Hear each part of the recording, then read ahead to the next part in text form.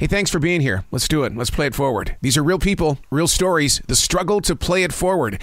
Episode number 527 is with Dale George Lytle from the group Angelus. The group's new release is The Band Played On. How you doing, Harold? Fantastic. How about you, dude? Oh, really good. Thank you. Man, I'll tell you what, a lot's been going on in the rock and roll world these days, and you guys are right there in the middle of it, aren't you? Yeah, I guess so. You know, I definitely want to talk about the song Band Plays On. This is one of those songs, and I literally have it here in my notes, that this reminds me of the days of REO Speedwagon and Foreigner crossing over to the adult top 40 side. And I think that this song is going to be that song. Wow. That's awesome. That's awesome. I mean, because the song hook, the guitar work, everything about this song, it doesn't make it a genre. What it does, it makes it you guys. Uh-huh. Wow. That's interesting. That's really cool. Coming up with it, how did you guys lay it all out, and what was the birth of the song Band Plays On? You know, it's just the good and evil that's going on in the world, you know? And I was trying to think of how to put that together, and that's what came up. That's what I came up with.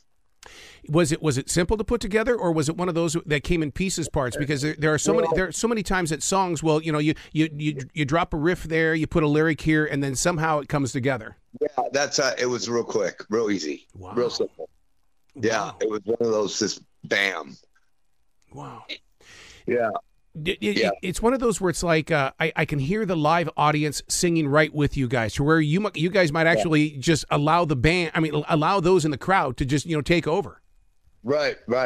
Yeah, that's that's always a dream come true, is when the audience sings your songs along with you. That's always a great thing to have. How has it changed for you guys over the past couple of years? I mean, are fans more open to receive the live music? Because here in the Carolinas, it's packing up big time.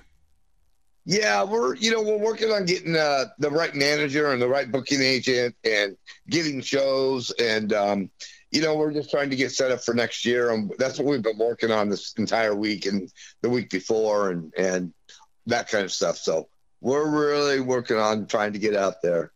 I'm glad that you brought up the part about the manager and stuff like that, because you guys are unbelievably honest and real on your Facebook page, and you put it out there for people, and that right there says, hey, we're a real band, and this is a real experience. Yeah, it's not easy. No. It's hard. It's a lot of work. To keep it together, though, man. You guys sound. I saw the video. The video itself, it just showcases a great rock band. You guys really do look very tight. Yeah, we're good friends. Real good friends. How long's that been going on, dude? With these new guys, about 3 months. Yeah. About 3 months for the new guys. Isn't that part of the fun of it, though? To me, that was what I loved about being in a garage band. It was like, hey, I just met Mike. Can he play drums? Yeah, get him in here. He's on drums today. You're right, exactly. Yeah, that's right, exactly. One of the things that Angelus has got is the fact that you guys have got a powerhouse logo. Who came up with that design? And man, when you take that out there and give it to people on T-shirts and merchandising like you guys do, there's a sense of pride even for the fan. Yeah, it just actually the actual writing came from the Los Angeles Times paper. Oh. That's what we initially, if you look at it, take everything off, and then we had a drummer, Paul Damasio, back in the early 80s and late 79, came up the ball and chain and all that kind of stuff. And then the pipes were put in by Jim Evans, which I found out just recently from, we were in Bound for Hell, and I believe I read it in there. And that it was also he also did the covers for the Eagles and the Beach Boys, and that's good enough. That's a couple I can remember. Yeah. So he did a lot of big people. Well, it's definitely marketable, and that's one of the things when listeners go to your website. They're going to find out that they can they can get this and they can add it to their collection. Yeah, exactly. Merch is so important to bands nowadays, isn't it? It is. Yes, absolutely. Absolutely, it is. But to market it, man, does it require an army, or does somebody in the band? That's your job today. You got to do the merch. Yeah, no, we just kind of do it, Connie and I, and take care of it the best we can. Mm-hmm. And we try and do as much as we can. So it's a full-time job. When you're out there with the other bands and stuff like that, touring around, do you have time to still be a fan of music? Because I mean, you've toured with a lot of big names. Do you get to be the fan? No, not really. I mean, I could probably count on one or two hands the amount of bands I've actually even seen play that we've played with. It's just like, I'm busy before, we're busy after. When you're doing shows, you're extremely you're busy. You've got a lot to do, and it's a job. And once you get on stage, it's whatever time you have to play. That's your hopefully it's a good show and things are going right and you're not breaking strings and you can hear everything properly. But besides all that, if you can, that's the time you get to enjoy it. But other than that, it's usually all work. There's a lot of work. For that view that you get from that microphone overlooking that live crowd, that's oh my God, that's such a place of great energy. Oh, it is. It is. There's nothing like it. And getting yourself mentally prepared to go up there is a lot of it. Is so much of the whole thing. You're so right about that, because I always call it the transition period. People will look at me and they go, "Are you there?" And I said, "Yeah, I'm in transition right now," because you do go into a zone because you're getting ready to hit that live stage. Yeah, and they want I like to be an entertainer. I like to consider myself an entertainer. Mm-hmm. As much as a singer or guitarist or anything, songwriter. I really pride myself on when you hit the stage, your job is to give a show, put on a show, create excitement, like so many of the greats do. And you gotta be able to rise to the occasion. Yeah. And you can't get up there and just go through the motions and you go blah, blah, blah. You got to go up there and let's effing rock. Yeah, because those fans, they'll call you out, man. You've seen what they've been doing with different performers and stuff like that have been using a track, to sing with and stuff like that. They'll call you out. Oh, they will. Yep. Oh yeah. Yep. They sure will.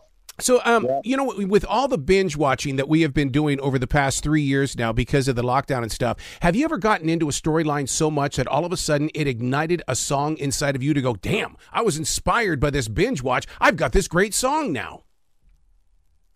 You know what? No, but that's a good thought. I'll definitely keep that in mind. I've watched, Breaking Bad and Longmire and a few really good shows that's a good thing to think about. Yeah, because one of the things that I've always loved about your band is that it's not just a song, there's a story in every song. And when you sit there and you look at those lyrics, it's like, oh my God, they're talking about something I can relate with. Right. Yeah.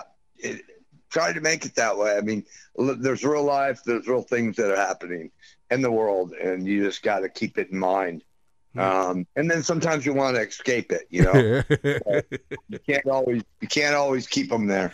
People like to escape too. So This was more on the serious side, and to say the least, but very interesting. Very, very cool. Well, don't you think that the song band plays on that it sets a tone as we start heading into these winter months and stuff like that people are going to need that jump start, and this is one of those songs that can do that? I sure hope so. Yeah. It's off to a good start. That's all I can tell you that. Oh, yeah. I've seen the charts. Around the world, you are starting to make some noise here, dude. Yeah, I know. I saw that too. I'm posting them. Blade of Steel is taken off in Italy. And our publicist, one of them in Tarja, in Italy, sent that to me. And I'm just like, holy crap. And then Australia and then, around the world. Yeah, all over. Is it weird, though, that when it takes off like that, we all got our own interpretation of the song, but yet, you guys being up there live on stage, you know the story, you know the journey, you know the struggles, you also know the victories. Yeah. Yeah. It's, you just, once you're up there, you just got to have fun.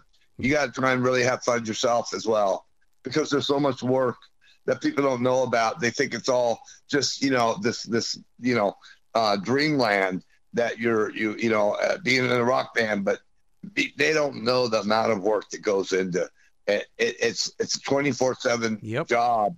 I mean, I literally came up with some of that part with the cross, and I'm fighting with the cross in the video, about good and evil and up and down, and trying to go up and it's going down, and it's going sideways. And I literally, I'm not sure if I was dreaming. I'm not sure if I was like one of those moments when you're kind of asleep when you're not. I'm not sure if I thought of it like, I know I was in bed. I think I was asleep.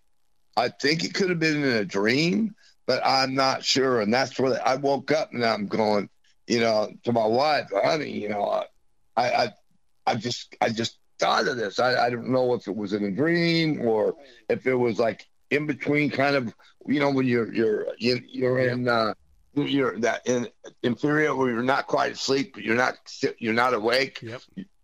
I'm not sure if it was that stage or what, but I was like, it came to me in that kind of situation, and it was, I woke up and I said, we got to do this.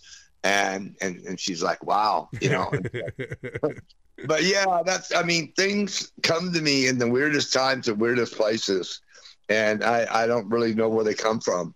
Well, I've always believed that a creative mind never sleeps. It may rest, but it never sleeps. Oh, wow. Write that down, Connie. What? Yeah, Errol, that's awesome. A creative mind never sleeps. Oh, yeah, there you go. See, that's how it happens, Errol. Well, see, and then but that's what. Listen, when you're talking about that it's work, it's hard work and stuff like that. Right away, I had a vision that I would love to go back to my father, who told me, "Why don't you get a real job?" And it's like, Dad, why don't you do this job, and then you'll find out that it is a real job. Oh yeah, perfect. That's perfect. That I couldn't have said it better, myself at all by any chance. You said it. That's perfect. That's exactly it. Why don't you try this rollout, and you'll see what kind of job it is. Yeah, you get back to me, man. You get back to me on that. yeah. You let me know. Yeah, because it's like radio people. All these people think that they can do radio, and so then I had a general manager tell me one time. He says, "Yeah, they can do it for 1 or 2 days, but come in here 7 days a week. Let's see how well they are on the 8th day." Right.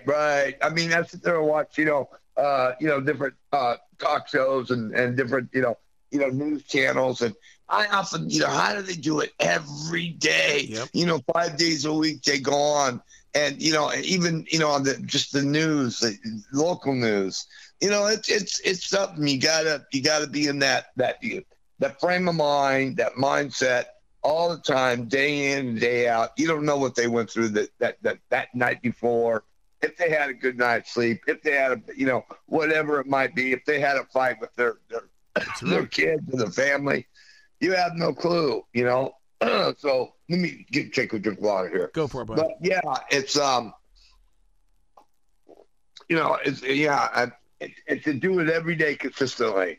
It's got to be really tough. Well, it's the conditioning of it all. And so let me ask you the question on that. When we went into lockdown, how did you recondition yourself? It took me a long time to get this body to say, hey, look, you need to be strong here. This is where you rest. This is where you need to perform. And it was like a reconditioning of the mind. Yeah, we had to go different angles, go different directions, do different things.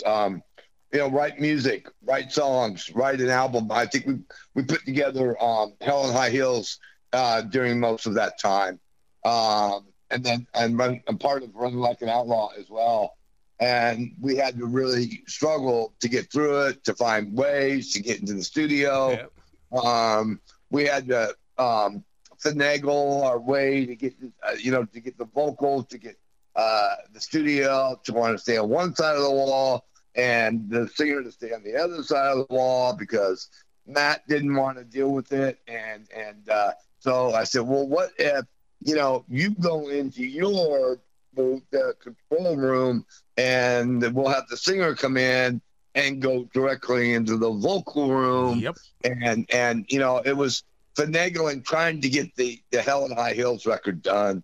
That was that was really hard to do. And but we got it done. And we did it. So. Didn't you feel like a secret agent? Because I do remember during that time period, I mean, we still performed. Yeah. It was in a lot of deep, dark places, but we still performed. Yeah, we didn't do much, but we did go into Denver.